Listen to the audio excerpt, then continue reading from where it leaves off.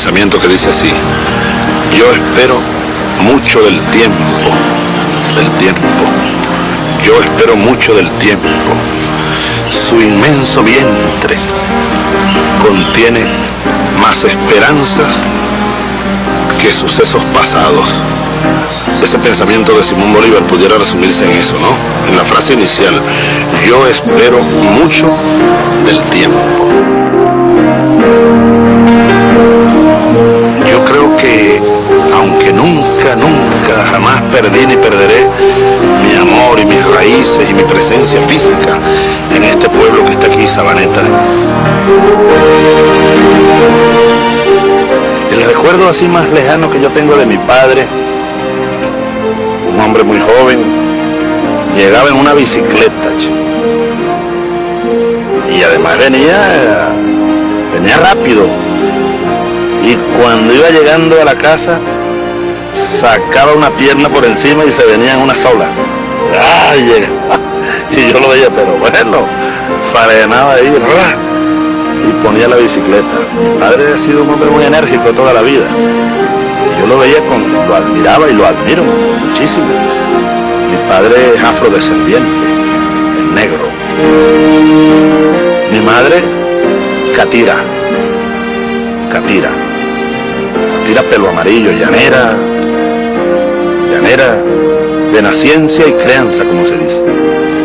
Entonces mi padre llegaba y yo no salía corriendo.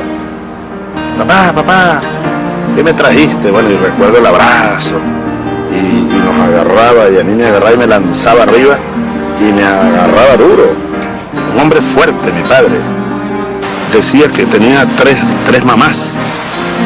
La mamá Elena, que me parió, la mamá Rosa, la abuela, y la mamá Sara Moreno, nunca la voy a olvidar. Era una mujer muy linda que vivía frente a la casa vieja, en la calle que hoy se llama Antonio María Bayón, en Sabaneta. Y ahí llegó Sara Moreno, de no sé dónde. Y yo la recuerdo que era muy linda. Yo decía que era mi mamá también, que yo tenía 3 mamás. Y Sara Moreno todos los días me preparaba una taza de este tamaño, era grande la taza, de avena antes de ir a la escuela. Y nunca dejaba yo de pasar por casa de Sara a tomarme mi taza de avena. Era muy joven y era muy linda, ¿saben? Yo incluso, ella tenía un marido que llegaba por las noches, y yo creo que me enamoré de Sara, porque yo la celaba del marido. Nunca le dije a nadie esto, estoy confesándolo por primera vez en mi vida, y yo era un niño, pero ella me amurruñaba y me dormía y me hacía comida. Sara Moreno era mi tercera mamá. Mi madre, una fortaleza siempre. Mi madre, ella es llena de amor, trabajadora, incansable, también maestra. Luego, fíjense, ella, siguiendo el ejemplo de mi padre, siguió haciendo unos cursos. Mi padre seguramente la motivó, y luego se graduó de maestra, ya cuando nos había parido a casi todos nosotros. Yo recuerdo haber ido a ver a mi madre en un salón de clases, dando clases, enseñando. Sobre todo ella alfabetizaba, se dedicó a la educación de adultos, y hasta me gustaba mucho ayudarla en eso. Yo participé junto a mi madre en la alfabetización por allá por los años 60. Ella era mi guía, con un libro que se llamaba Abajo Cadenas, a la pala tapar a maraca. Así que mi madre me enseñó a enseñar a otros. Cosa bonita esa.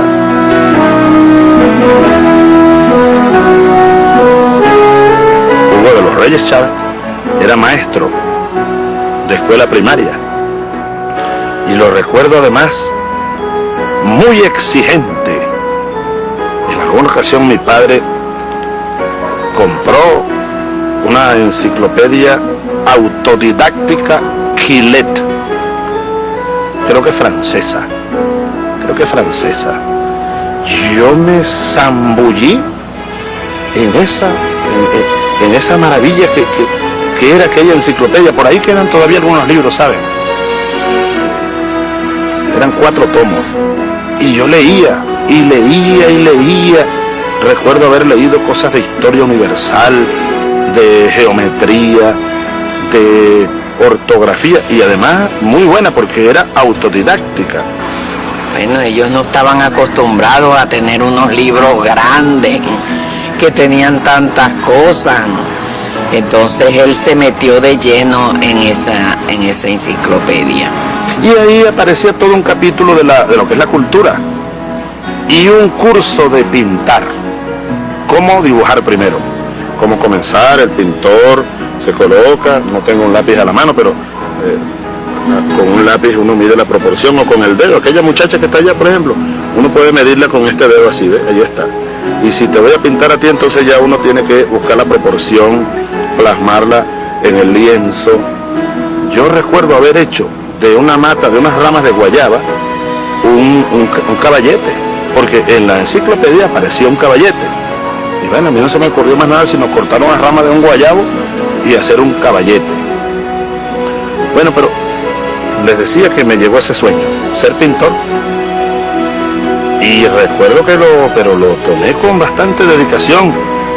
Esa infancia fue así, feliz, llena de cosas bonitas, ¿no? De colores, llena de sueños, llena de sueños. Hace poco estaba revisando algún discurso de Martin Luther King, aquel discurso donde él dijo, I have a dream, yo tengo un sueño. Yo cuando oigo esa expresión no puedo evitar recordar los sueños que bueno, que me invadieron desde niño.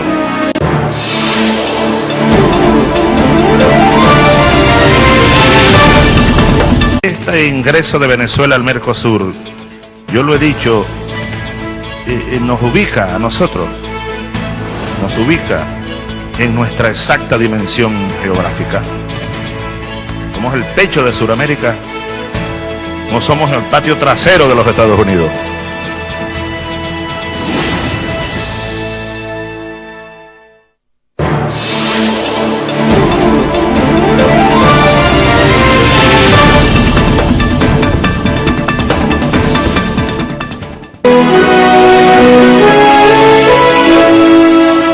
Entonces mi padre un día se trajo de Barinas a un entrenador, Tintán López.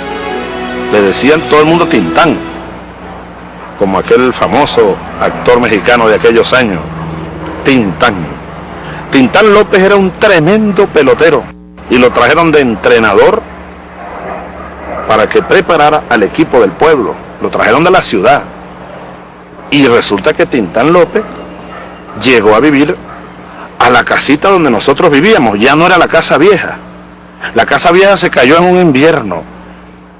Y de repente Tintán nos ha sorprendido porque nos veía jugando con la pelota de goma en el patio. Él se asomaba. Nos llevó de regalo unos guantes usados y viejos, pero bueno. Cuando yo agarré un guante de béisbol de los que usaban los grandes, yo dije, llegué al cielo.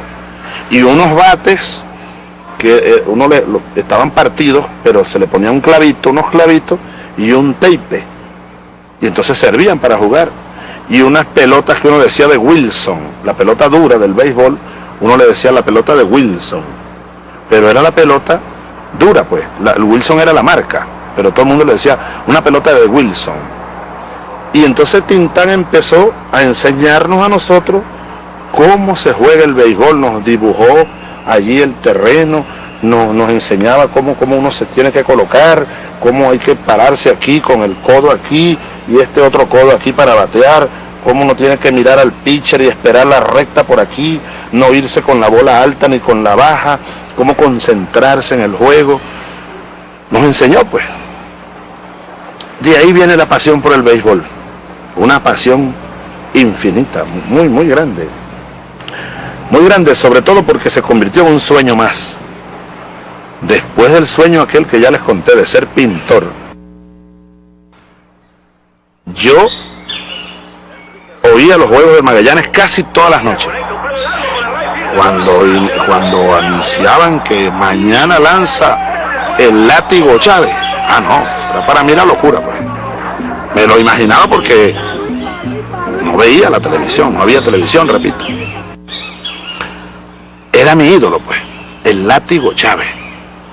Y en ese año, el Látigo Chávez había llegado a las Grandes Ligas, tenía 21 años.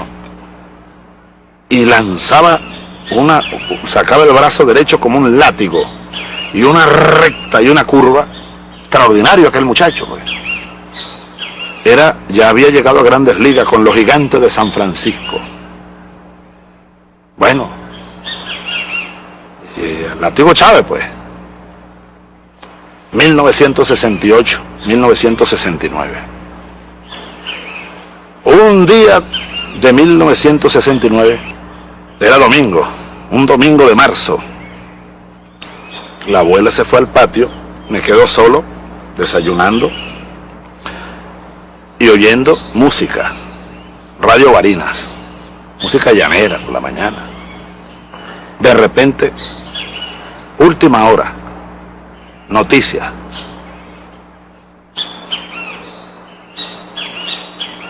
Yo todavía me dan ganas de llorar cuando recuerdo aquello. Yo lloré mucho. Yo sentí que el mundo se me acabó. Última hora. Era un 16 de marzo, domingo de 1969. Última hora. Accidente aéreo en Maracaibo. Un avión DC-9 de Viasa, con destino a los Estados Unidos, cayó sobre Siruma. Todos murieron, entre ellos el Látigo Chávez.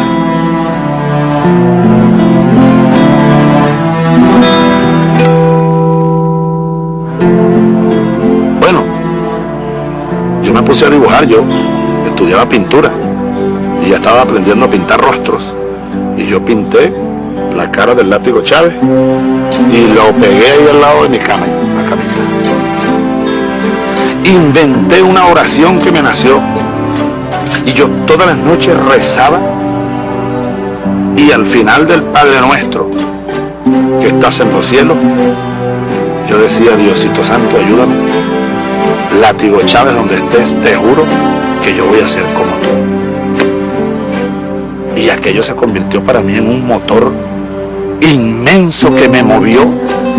Yo movía cielo y tierra porque yo quería ser como el Látigo Chávez. Entonces comenzaron a ocurrir cosas, producto de una voluntad que despertó del dolor, ¿no? Del dolor. Yo entonces comencé a acercarme en las tardes, después que salía de clase, en vez de irme a jugar chapita o la pelota de goma frente al liceo, que no me iba a llevar a ninguna parte, yo me iba al estadio La Carolina. Y mi padre me dijo un día: Hugo, bueno, ¿qué vas a estudiar?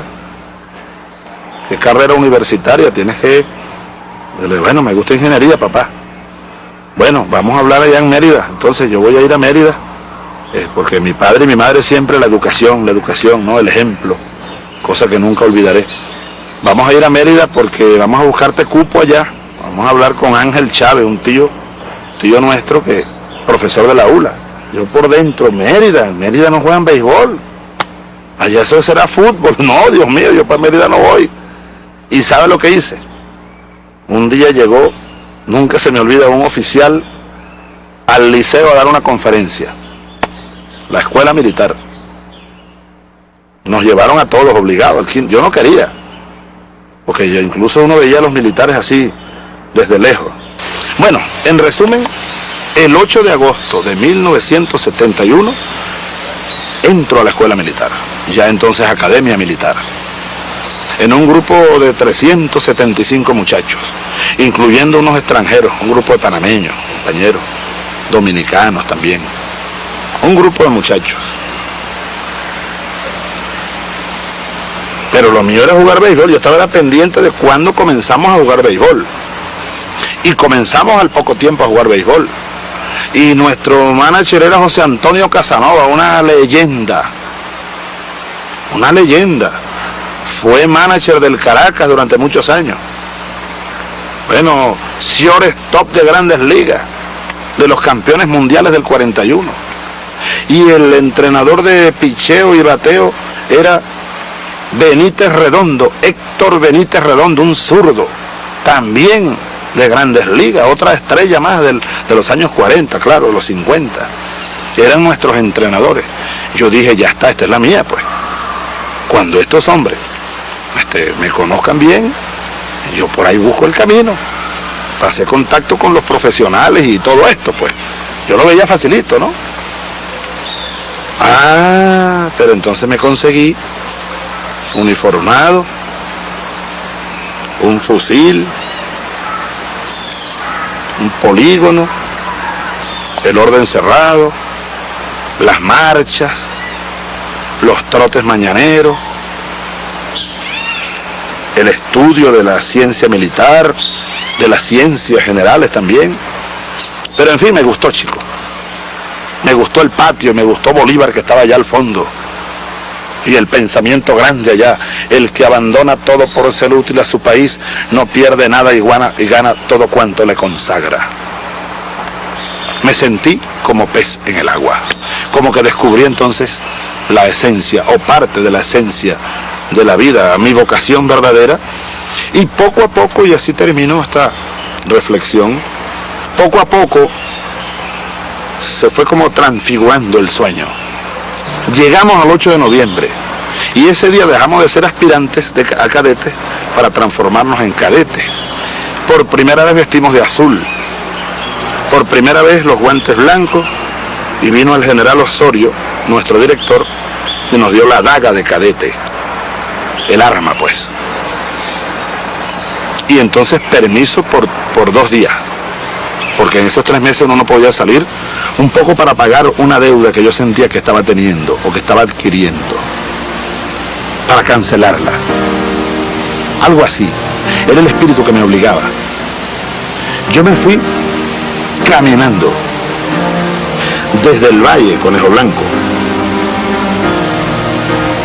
Caminé, primero pregunté cómo llegar al Cementerio General del Sur, porque yo leí entonces que ahí enterraron al Látigo Chávez. Yo iba porque tenía por dentro un nudo, como una deuda que se vino formando, el juramento aquel, la oración aquella. Yo la estaba olvidando y ahora quería ser soldado, me sentía soldado y yo me sentía mal por eso, así que llegué a la tumba, vi la cripta, Isaías Látigo Chávez murió 16 de marzo 1969. Pero sobre todo, además de rezar, yo fui a pedir perdón. Yo me puse a hablar con la tumba, o sea, a hablar con el espíritu de que rodeaba todo aquello, a hablar conmigo mismo. Es decir, estaba como diciendo, perdón, Isaías, ya yo no voy a seguir ese camino. Ahora soy soldado. Y cuando salí del cementerio, yo estaba como liberado. Yo formé parte y formo parte de esa primera oleada de muchachos. Entramos a la academia militar, la vieja escuela militar, convertida en academia a nivel universitario. Veníamos ya con la secundaria aprobada. Por primera vez en la historia militar venezolana, ingresan a la academia militar muchachos bachilleres y comenzamos a formarnos entonces para ser licenciados en ciencias militares, ya de rango universitario. Pero más allá de todo lo que yo pude haber aprendido de filosofía, de la guerra, de historia económica, de historia militar, de geopolítica, estrategia y táctica, todas esas enseñanzas, hasta la ciencia militar, lo más profundo que yo aprendí en esa queridísima academia militar fue a amar profunda infinitamente a mi patria. Y no solo amarla por decirlo, sino que yo aprendí a amarla, y cuando juré el 7 de julio de 1975, con mi sable de subteniente, en el patio de honor de la Academia Militar, cuando yo saqué mi sable para jurar, juré en firme y juré en serio. ¿Jura usted delante de Dios y la bandera defender la patria hasta perder la vida? No solo defenderla, digo yo, amarla. Porque para defenderla hasta perder la vida, necesario es amarla. El que no ame a esta patria. Y la patria es, en primer lugar, como dice Ali Primera, el hombre, el ser humano. La patria es el hombre, muchacho. La patria es el hombre, muchacho. La patria es el hombre, muchacho. La patria es el hombre, muchacho. La patria es el hombre. Hace 400 años que mi patria está preñada, decía Ali Primera. ¿Quién la ayudará a parir para que se ponga bonita? Que para la patria, muchachos, hay que amarla, hay que sentirla, hay que adorarla para poder defenderla. Entonces yo juré ese 7 de julio de 1975 salir con aquel sable a defender esta patria, amándola, y para defenderla dar incluso la vida.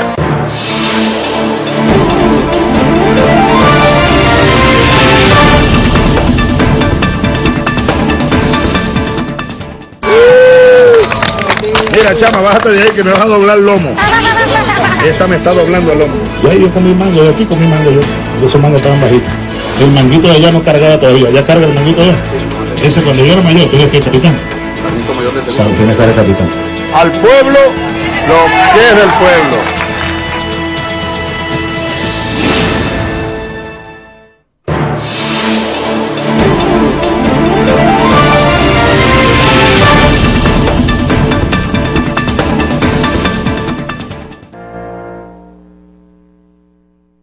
Eran dos abuelos, uno más perdido en el tiempo, un Chávez. Algunos decían que era maluco porque dejó la mujer y se fue detrás del Cabo Zamora, y uno no entendía. A veces uno incluso pensaba, oye, mi abuelo era un maluco, el abuelo ese, Chávez, se fue con Zamora y más nunca volvió, y dejó la mujer y los hijos pequeños. Yo me imagino que el abuelo Chávez, quien quién sabe en qué camino se quedó tirado, pudiera ser uno de los que enterró a Zamora. El otro recuerdo que brota especialmente por aquí, así como brotan esos montes con la lluvia, es el recuerdo de lo que ya les estaba hablando, el otro abuelo. Ese es mucho más cercano. Es tan cercano que uno lo siente por ahí. Tan cercano que parece que rebrota. Es el de Maizanta, el último hombre a caballo. Uno por el lado de los Chávez, de mi padre, de mi abuela, mucho más difuso y lejano, que se fue detrás de Zamora, es decir, detrás de la patria, detrás del sueño. Otro más cercano aquí, mucho más cerca, que lo siento, Pedro Pérez Delgado, el último hombre a caballo, que se fue detrás del sueño, que no era un maluco ni era un asesino. Dejó a mi abuelo pequeño con Claudina y al tío Rafael, pero no porque era maluco, ¿saben? ¿Qué va? No porque era asesino, era un soldado revolucionario y se fue igual detrás del sueño. Y hoy no tengo ningún temor, no tuve dos abuelos malucos, tuve dos abuelos revolucionarios. Y me ha tocado lo mío también, ¿saben? De esos abuelos he tenido una herencia, porque esta vida que uno ha seguido ha pasado por tantas cosas, pero dentro de ellas, una, me imagino la misma situación por la que pasó aquel Chávez que se fue detrás del Cabo Zamora por los caminos de la Marqueseña, y aquel Pedro Pérez Delgado, el bisabuelo que se fue por las sabanas de Apure, alzado contra Gómez. Me imagino lo que sintieron ellos cuando dejaron a la mujer y a los hijos chiquitos, y el rancho y el ganado y el perro y el gato, y el chinchorro y el café por la mañana. El nido, pues, lo dejaron y más nunca volvieron. Digo que a mí me tocó lo mío porque yo nunca voy a olvidar aquella noche.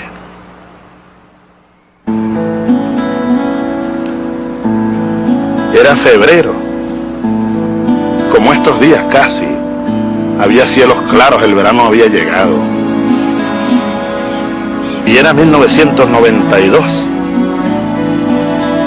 Y después de un camino medio largo ya, me tocó lo mío. Me tocó igual una madrugada llegarle a la mujer, a la negra Nancy, a decirle: negra, me voy, no sé si vuelva. Y lo más duro, no se lo deseo a nadie, ¿saben? Abrir la puerta del cuarto de los muchachos y mirarlos allí. A la Rosa Virginia tenía 12 años, con su pelo churruscado, dormidita, arropadita.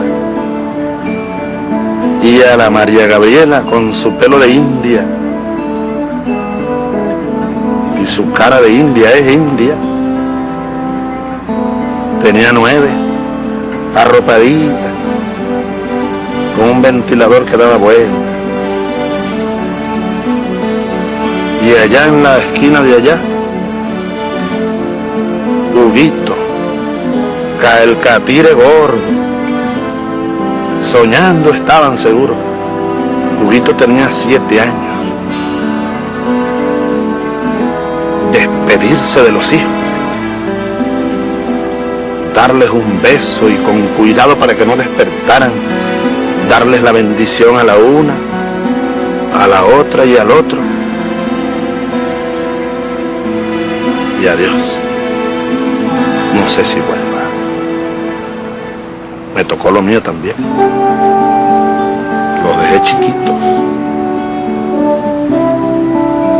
Pero no por maluco, ¿saben? Por patriota.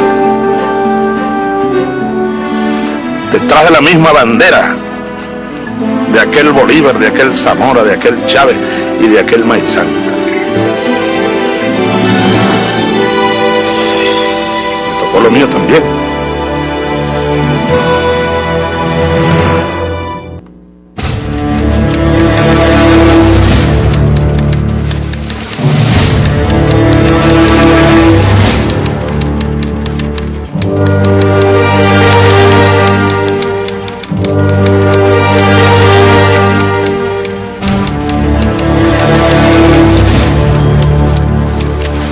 Recuerdo la cárcel como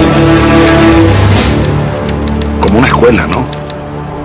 Y aunque hubo momentos dolorosos, para mí no fue un dolor la cárcel, aunque tuvo muchos dolores, pero esos dolores fueron absorbidos, ¿no? Por el amor, por la fe, por el optimismo, por el trabajo, un trabajo permanente. Ahora, ¿cuál momentos dolorosos? Uno de los más dolorosos fue, los primeros días fueron muy dolorosos. Ahí hubo varias etapas, ¿no? Los primeros días fueron muy dolorosos. Cuando uno comenzó a enterarse por distintas vías, venía alguien a traer comida. Recuerdo que los primeros días fueron en una soledad terrible.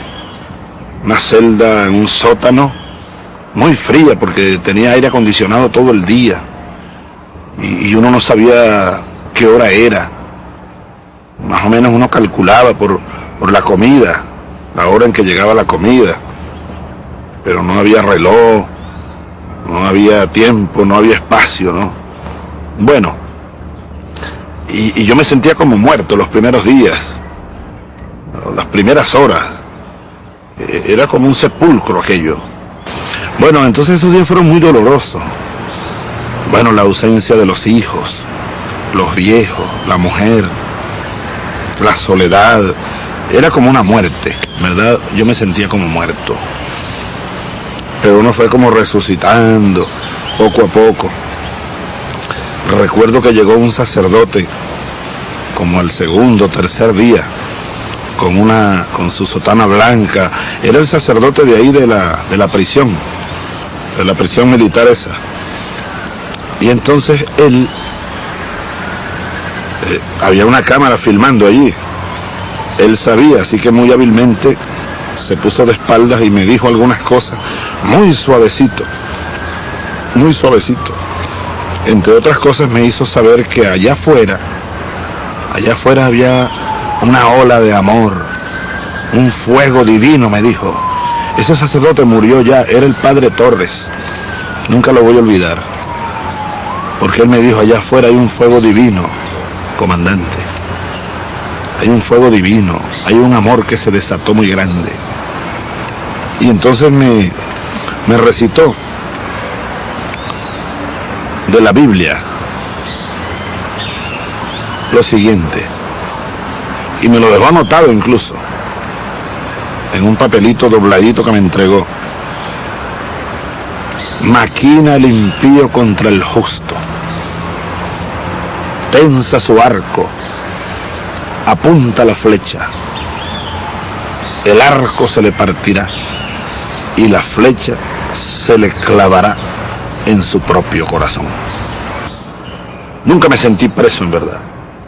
Nunca me sentí preso, desesperado, como desesperado por salir de allí, no. Yo incluso estaba preparado para estar allí 20 años si había que estar allí. ¿Cuál es el problema?, decía yo. Porque asumí aquello como una etapa necesaria. Me interesa jugar un papel dentro de un proceso, pero yo sí estaba claro que había que empujar el viento, que había que empujar el sol, como canta el poeta, que había que precisar mejor la ideología, que había que sembrar conciencia. En la cárcel me grabé la consigna de Samuel Robinson, Simón Rodríguez, aquella que dice: la fuerza material está en la masa y la fuerza moral en el movimiento de la masa.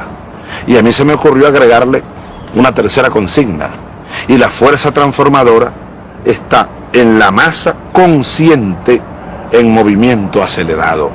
Yo creo que había que pasar por la cárcel. Y yo no la recuerdo con dolor, ¿sabe?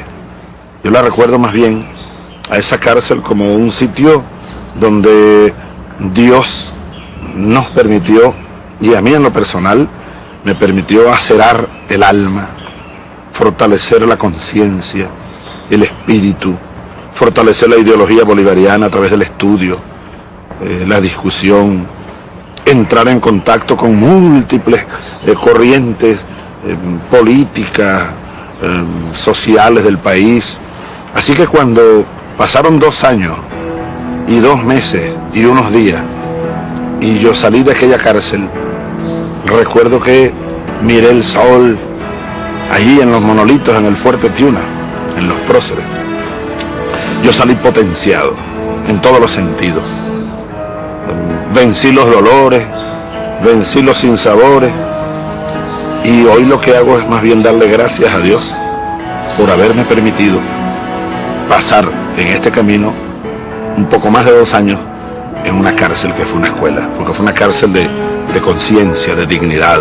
Y yo le decía a aquellos amigos, una vez en prisión fueron a visitarme, les decía: miren, si es que Chávez se convirtió en un mito, yo quiero ayudar a destruir ese mito, porque al país no le hace falta un mito, una leyenda. Al país le hace falta una revolución, y las revoluciones no se hacen con mitos ni con leyendas.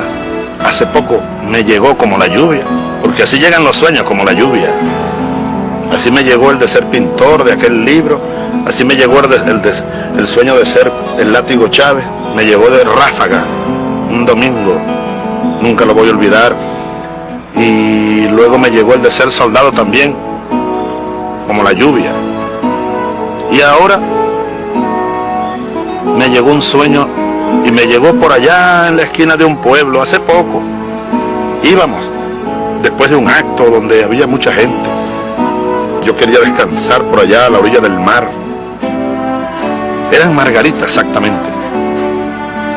Y entonces vamos ya cayendo el sol y vamos cruzando una esquina para ir a un sitio a descansar un rato. Íbamos sin caravana, una camioneta cualquiera, y yo dentro mirando cada esquina, mirando cada casa, tratando de mirar todo. Y de repente le digo al muchacho, al compañero que maneja: párate aquí, párate, porque vi unos niños jugando a la pelota de goma. Y además dije, qué bueno que están unas niñas también jugando, la igualdad. Una niña dando, ¡pah!, y corría más duro. Y entonces, en una silla, un anciano con el pelo blanco mirando a los niños jugar a la pelota, y con una niña en las piernas, yo dije, ya está, ese soy yo. Es el último sueño.